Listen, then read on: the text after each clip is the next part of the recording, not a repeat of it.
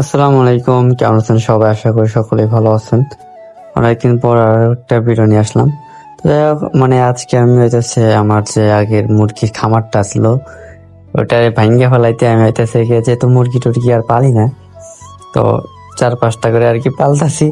তো সেক্ষেত্রে হইতেছে এত বড় ঘর তারা খাদ্য দরকার না, তার মধ্যে ভাবলাম যে এই জায়গাটা একবারে ঘরটার ভাঙ্গে ফেলাইতে এই জায়গায় গরুর ঘর দেবো আর কি।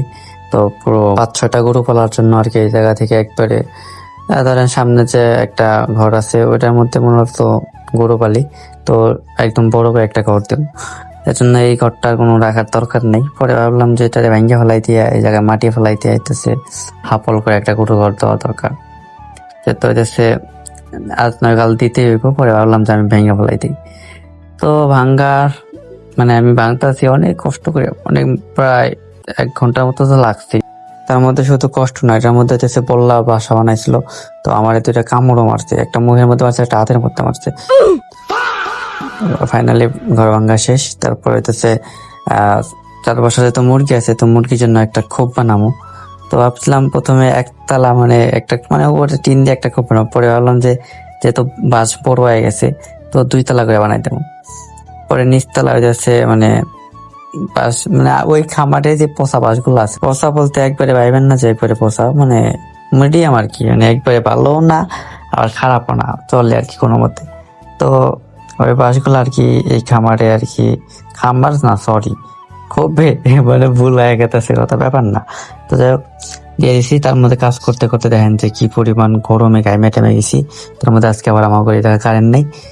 পরে আমি আর কি বসে চিড়াইছিলাম। পরে আবার হইতেছে আপু ঘাস কাটতে গেছিল।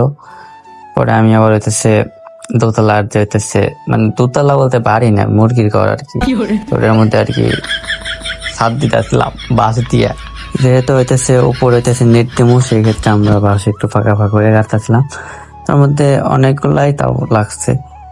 এখন বলতে গেলে সবকিছু নিজেরাই করছি, কারণ আমরা মিস্ত্রি নিতে পছন্দ করি না, যদিও সবকিছু যেহেতু জানি, শুধু শুধু টাকা নষ্ট করে লাভ নেই। তো এর জন্য ভাবলাম যে একটু কষ্ট হলেও নিজেরা করে নিতে। তো আমরা বাসার কোনো আমাদের মধ্যে কোনো কাজ নাই, বাসায় হুতেই বসে থাকি আমরা। দেখলাম যে বসে না থেকে আমরা হইতেছে এটা আমরা নিজেরাই করি, তাও ভালো। পরে আর সাহস করে আমি নিজেই আর কি সিদ্ধান্ত নিয়েছি যে আমি নিজেই বানাবো।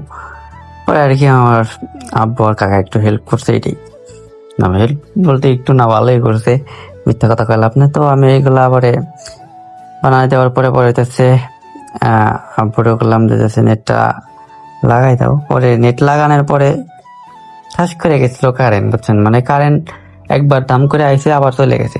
পরে ফোনের ওদিকে চার্জ শেষ হয়ে গেছে, আমার ফোনটা গেছিল বন্ধ হয়ে। পরে কি করলাম, দুঃখের বিষয় মাঝখানে ভিডিও করতে পারিনি।